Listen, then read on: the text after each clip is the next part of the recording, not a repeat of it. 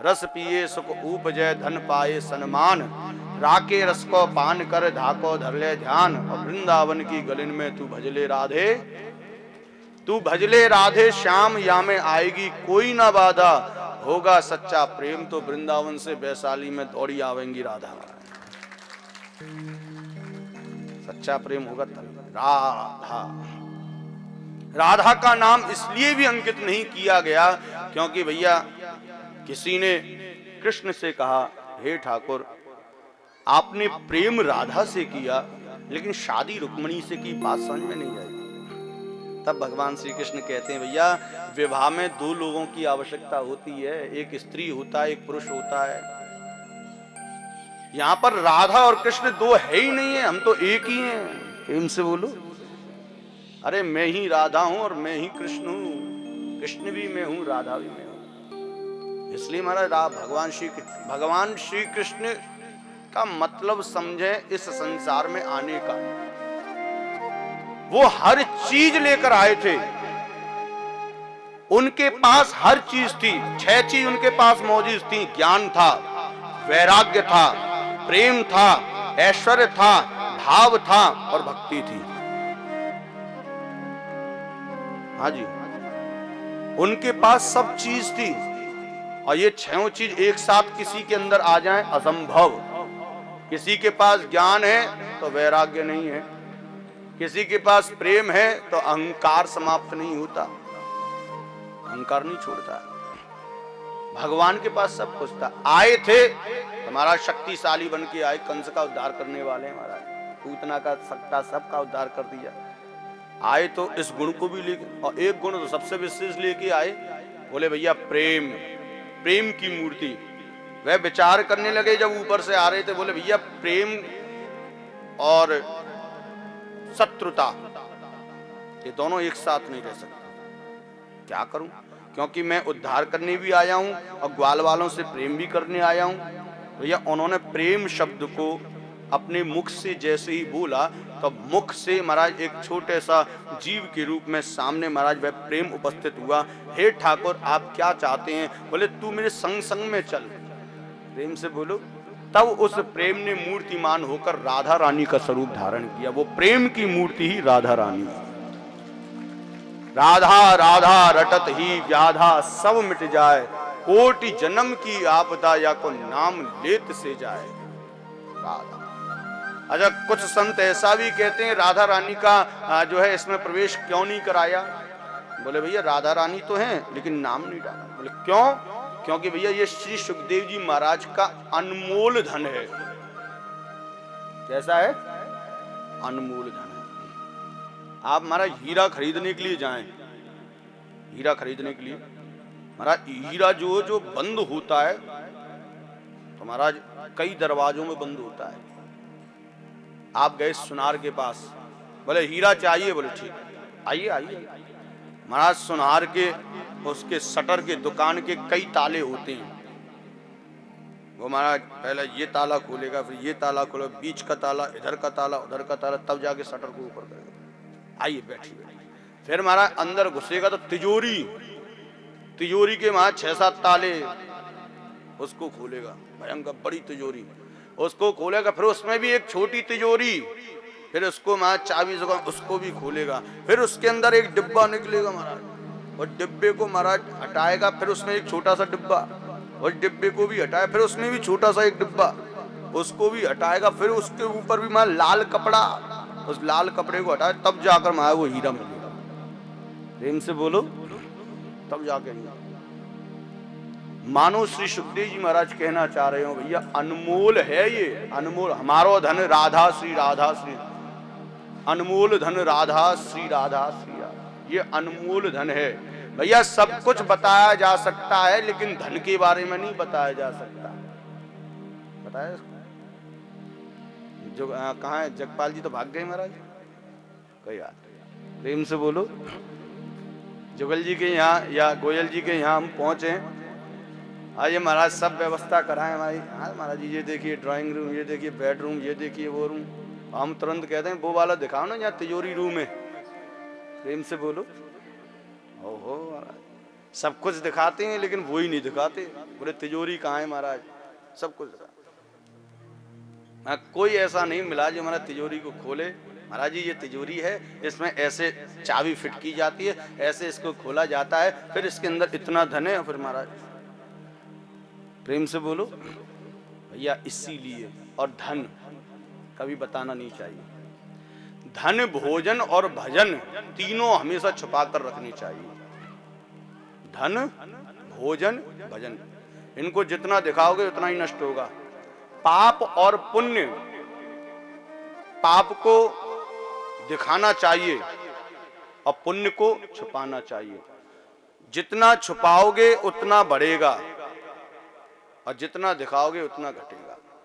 प्रेम से बोलो, पुण्य को छुपाओगे पुण्य बढ़ेगा और पाप को दिखाओगे पाप घटेगा।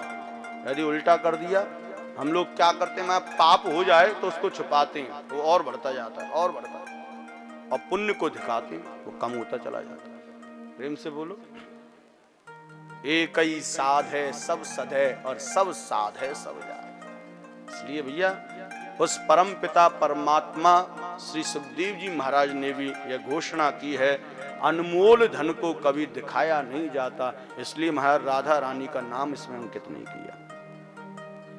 एक संत ये भी कहते हैं महाराज ना ना ऐसी बात नहीं है भैया, राधा रानी कौन है? बोले श्री सुखदेव जी महाराज की गुरु हैं। ऐसी कथा आती है पद्म पुराण में। भगवान श्री कृष्ण राधा रानी गोलोक धाम में विराजमान है और राधा रानी का एक खिलौना है तोता, छोटा सा तोता, उसके साथ खेलते हैं। वह तोता महाराज कभी राधा रानी के पास जाए और कभी कृष्ण के पास जाए, कभी राधा के पास जाए कभी कृष्ण के पास जाए। कृष्ण के पास गया, कृष्ण कृष्ण कृष्ण कृष्ण कृष्ण कह रहा था। उसी समय कृष्ण ने कहा तेरा कल्याण नहीं होगा मूर्ख। बोले क्यों? बोले कृष्ण कहने से कल्याण नहीं होता, राधा के राधा, राधा से पार हो जाए। अच्छा, राधा रानी के नाम से? बोले हाँ, राधा राधा राधा राधा राधा राधा करता हुआ राधा रानी के पास पहुंचा। राधा रानी, अरे ये क्या कर रहा है? अरे मेरा नाम लेने से तेरा कल्याण नहीं होगा। बोले तो फिर किस नाम को लेने से? बोले कृष्ण। पक्की बात? बोले पक्की बात। कृष्ण कृष्ण कृष्ण कृष्ण कृष्ण कृष्ण, फिर कृष्ण के पास। अरे मैंने तेरे को कल समझाया था कि राधा रानी के नाम से ही तेरा बेड़ा पार होगा। महाराज वो लौट के बना राधा राधा करता, फिर राधा राधा रानी। अरे मैंने तेरे को समझाया था। जो तोता परेशान हो गया, मुझे ये बताओ माता पिता दोनों मिलकर मुझे भ्रमित क्यों कर रहे हो? मेरा कल्याण कैसे होगा बता दो। कृष्ण के पास जाता हूं, कृष्ण कहता कि राधा बोल। आपके पास जाता हूं, आप कहते कृष्ण बोल। तब यहां पर महाराज राधा रानी ने कहा बेटा बिना गुरु के तेरा उद्धार नहीं होगा। ये बात फैक्ट है। आप राम बोलो, चाहे कृष्ण बोलो, राधा बोलो या श्याम बोलो, कोई लाभ नहीं, बिना गुरु के उद्धार नहीं। अब तो महाराज वह तोता कहने लगा गुरु किसको बनाऊं? जो भी मन में आए भाव।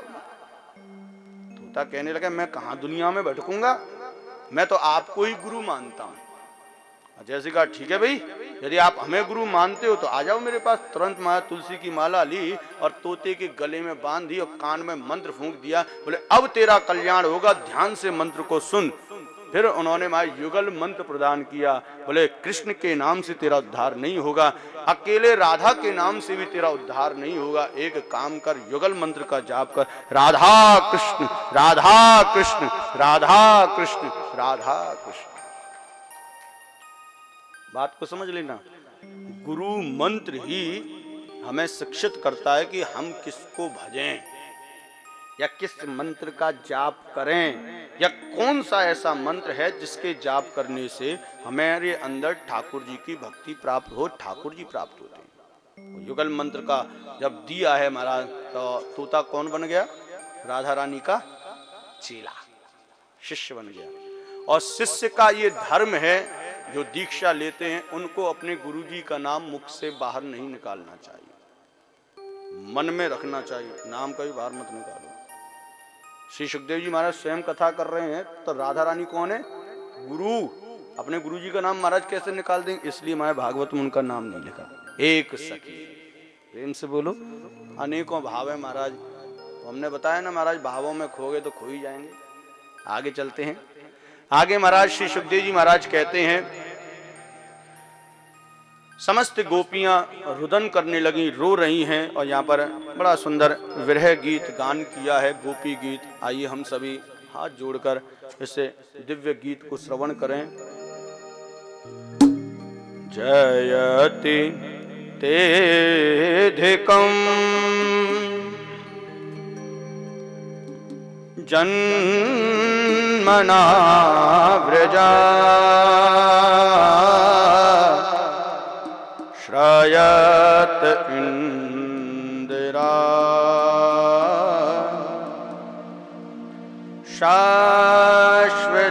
शाश्वदात्रि जयति तेधिकं जन्मना व्रजा श्रयत इंदिरा शाश्वदात्रि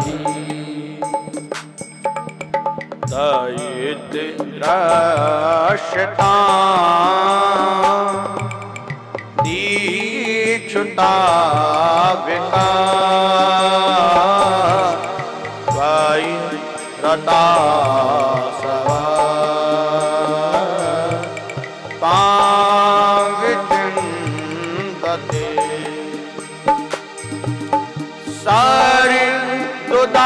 सरितुदासये साधु जात सा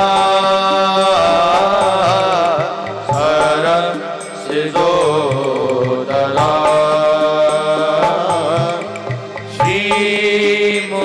श्रीमुषाद्रजा सूरतनाथ दे अशुल्क दासिका निग्रतो नेह की वध विषजलाप्यया व्याल राक्षसा घर समाता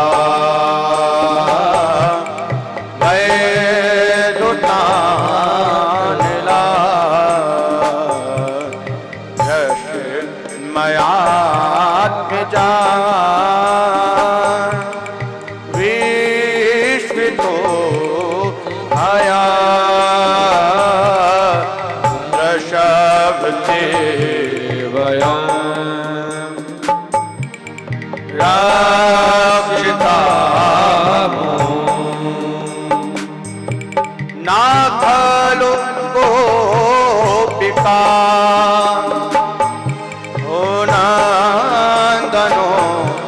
हवा अखिल देना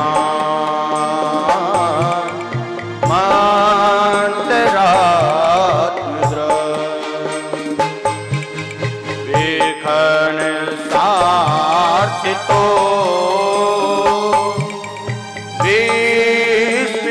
विश्वगुप्ताये सख उदेवां सात्वतां कुले विरचिता भया प्रश्नधूरते चरण मीषा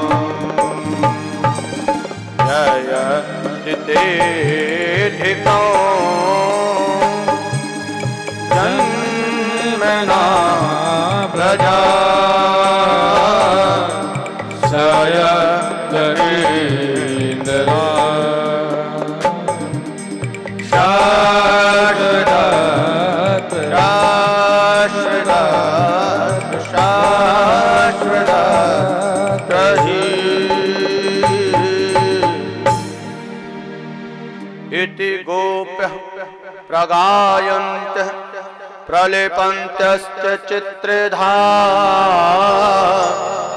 रुरुदुः सुस्वरं राजन् कृष्ण दर्शन लालसा।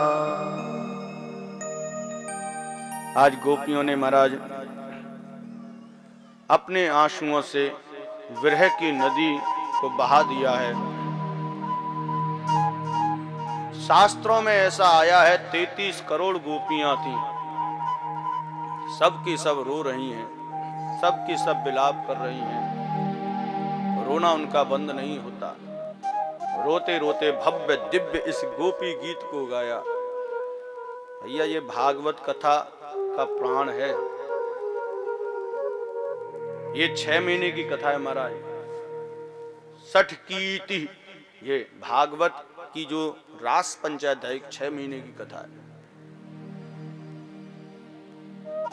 एक एक श्लोक में सागर भरा हुआ है। जयति तेधिकम जन्म ना ब्रजा।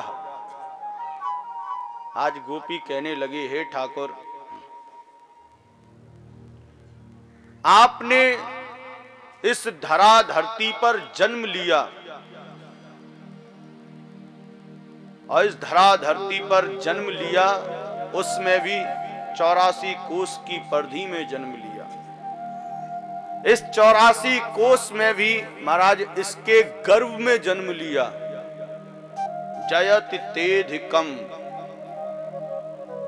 हे ठाकुर, अपने ऊपर अहंकार मत करना, क्योंकि हमको भी पता है कि आप उसके हृदय में जाते हो जो ऑलरेडी प्यारा हो। आप उसके हृदय में जाते हो जिसको दुनिया प्रेम करती है। आप उसके हृदय में जाते हो जिसका हृदय बिल्कुल साफ है। तो आप अपने ऊपर अहंकार मत करना ठाकुर। श्रीधाम वृंदावन में आपने जन्म लिया, तभी आपकी शोभा बढ़ी है। क्यों? क्योंकि हमारा वृंदावन धाम इतना निराला है, इतना पवित्र है, तभी तो ठाकुर तू यहां पर प्रवेश किया। और कोई स्थान नहीं मिला था क्या? जयति तेधिकम। तेरे आने से हमारा ब्रजमंडल सौभाग्य को प्राप्त नहीं हुआ है, अपितु महाराज हमारे यहां पर तूने जन्म लेने पर तेरा नाम ऊंचा हुआ है। नहीं तुझको कौन जानता महाराज। जयति तेधिकम जन्मना ब्रजः श्रयत इंदिरा शश्वदत्र ही। हे ठाकुर,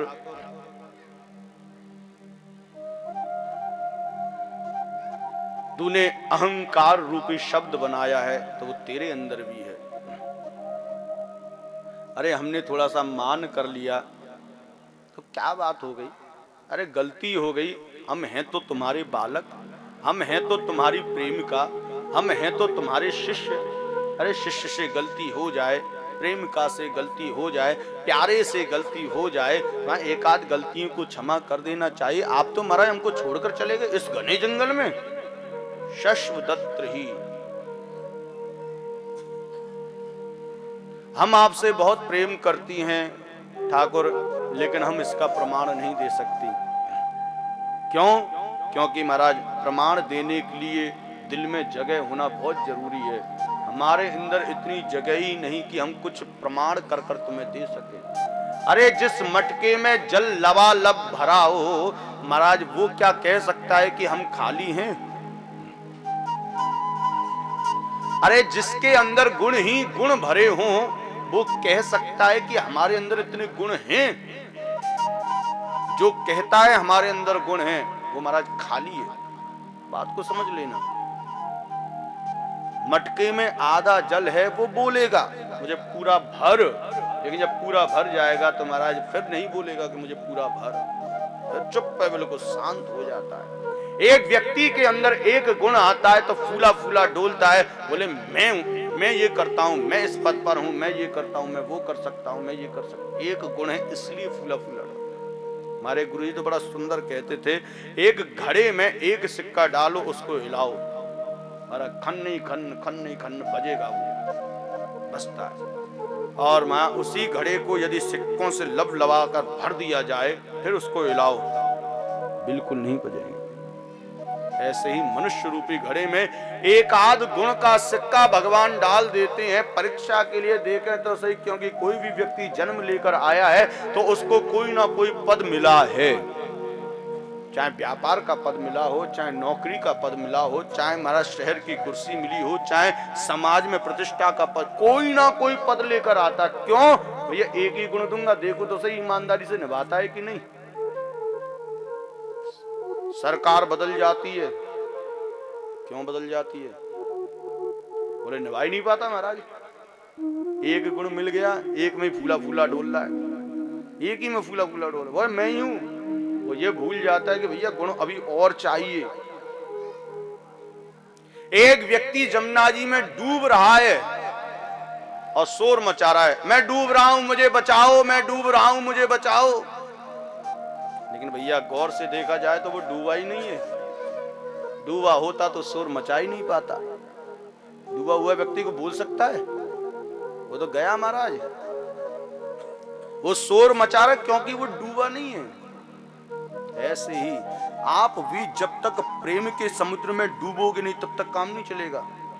जब तक आप इधर उधर देखोगे, बात करोगे, तो समझ लो अभी आप डूबे नहीं। डूबने का मतलब ही है कि मानो बोलोगे ही नहीं। गुण से लबालब भर जाओगे, बोलोगे नहीं। कथा को आपने कान के रास्ते से हृदय में उतार लिया, बोल नहीं सकते। बहुत से वक्त वहां पर नेत्रों से नेत्र मिलाकर कथा को श्रवण कर रहे हैं। बहुत से कभी इधर कभी इधर कभी घूम रहे हैं महाराज चारों तरफ। बस यही अंतर है। अपने आप को लबालब करो, प्रेम से लबालब। हम तो हमारे गुरुजी कहते हैं कोई भी काम करो 100% करो। कथा सुन रहे हो तो 101% सुनो। मन भटका फिर कथा का कोई लाभ नहीं, समय बर्बादी है फिर तुम्हारा। प्रेम से बोलो, जितना भी समय दें पूर्ण रूपेण, पूर्ण श्रद्धा, पूर्ण भाव से दें। गोपियां कहने लगी, हे ठाकुर हम जानती हैं कि हम निर्गुणी हैं, हमारे अंदर कोई गुण नहीं है, लेकिन इतना हम अवश्य कह सकती हैं, इतना करने के बावजूद भी हम तेरी अर्धांगिनी बनना चाहते हैं। हम तेरे चरणों की सेवा करना चाहती हैं, क्योंकि हमें पता है गुण देने वाला तू ही है। हे ठाकुर आ जाओ वापस। आपके लिए हमने अपने पति को त्याग दिया, आपके लिए हमने अपने पुत्र को त्याग दिया, आपके लिए हमने पूरे परिवार को त्याग दिया। जिस बंधन में तूने हमको फंसाया था, हे ठाकुर हम उस बंधन को तोड़ के तेरे पास आ गए हैं। अब तो हमारे ऊपर कृपा कर, हम आपसे बहुत प्रेम करते हैं। समझ पड़े पढ़कर समझे, सत्य कहो महाराज। महाराज एक कश्मीर से पढ़ के आया था, पद्मराज पंडित का नाम था। बनारस पहुंचा महाराज। बनारस में घोषणा कर दी, क्या कोई ऐसा है जो मुझसे शास्त्रार्थ कर सकता हो? महाराज जो भी उसके सामने आया सब परास्त हो गए। वो तर्क ही ऐसे करता, परास्त। शास्त्रार्थ कश्मीर से पढ़ के आया महाराज। पूरा जो है शहर कांपने लगा, क्योंकि उसने कह दिया था, बोले यदि शास्त्रार्थ में कोई भी विद्वान मेरे सामने नहीं आया, मुझे परास्त नहीं किया, तो इस बनारस पर अधिकार मेरा होगा। प्रेम से बोलो।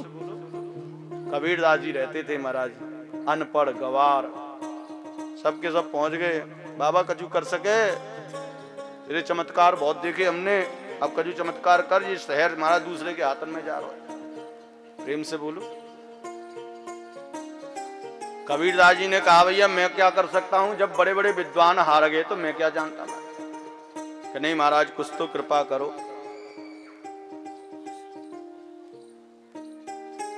कबीरदास जी ने कहा, भैया ठीक है बोल दो, हम करेंगे शास्त्रार्थ। जबकि कबीरदास जी कुछ नहीं जानते महाराज। पद्मराज सामने बैठ गया, कबीरदास जी भी सामने बैठ गए।